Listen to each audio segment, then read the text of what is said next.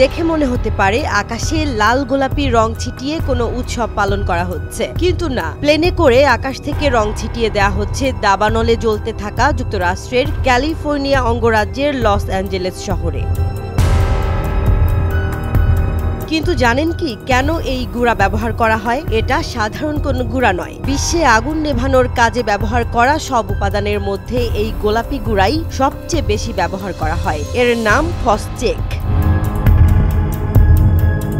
আগুন প্রতিরোধক এই গুঁড়া দাবানলের বিস্তার ঠেকাতে বিশাল এলাকা জুড়ে ছিটিয়ে দেওয়া হয়। 1963 সাল থেকে এটি যুক্তরাষ্ট্রে ব্যবহার হয়ে আসছে। ক্যালিফোর্নিয়ার বন ও অগ্নি নিরাপত্তা বিভাগও দীর্ঘদিন ধরে আগুন নেভানোর প্রধান উপাদান হিসেবে এটা ব্যবহার করছে। পেরিমিটার নামের একটি সংস্থা এটি বিক্রি করে। এই গুঁড়ার রং লাল গোলাপি করার কারণ হলো সহজেই দমকল বাহিনী এবং বিমানে থাকা লোকজনের চোখে পড়বে। বুঝতে সহজ হবে কতটুকু জায়গায় গোলাপি রঙের গুঁড়া ছিটানো হয়েছে।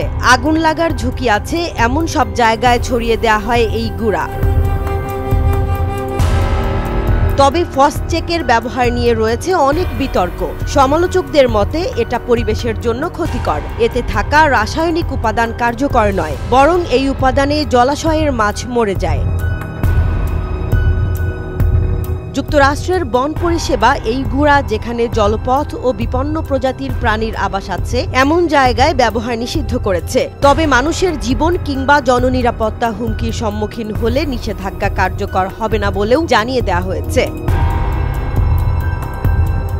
এদিকে এক সপ্তাহ পরেও নিয়ন্ত্রণে আসেনি যুক্তরাষ্ট্রের লস অ্যাঞ্জেলেসের ভয়াবহ দাবানল। আগুন নেভাতে প্রাণপণ চেষ্টা করছে দমকল বাহিনীর কর্মীরা। একদিকে যেমন পানি ছিটানো হচ্ছে, অন্যদিকে আগুনের ঝুঁকিতে থাকা এলাকাগুলোতে ছিটানো হচ্ছে এই গুঁড়া। কর্মকর্তারা বলছেন এরই মধ্যে হাজারো গ্যালন গোলাপি গুঁড়া বিমান থেকে ছিটানো হয়েছে।